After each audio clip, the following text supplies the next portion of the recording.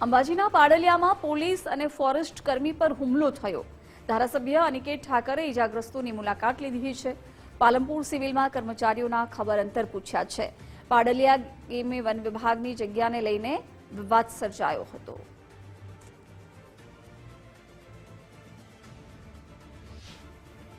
આજે દાંતાની અંદર જે અંબાજીની અંદર જે ઘટના ઘટી અને જે આપણા ફોરેસ્ટ વિભાગના અધિકારીઓ પર અને આપણા પોલીસ કર્મીઓ પર એક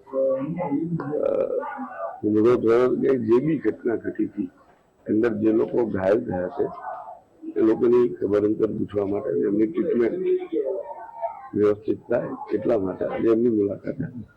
પાલનપુરની અંદર અત્યારે સિવિલની અંદર બે લોકો આવેલા છે અને માવજત હોસ્પિટલની અંદર બે લોકોને કર્મચારીઓને મોકલેલા।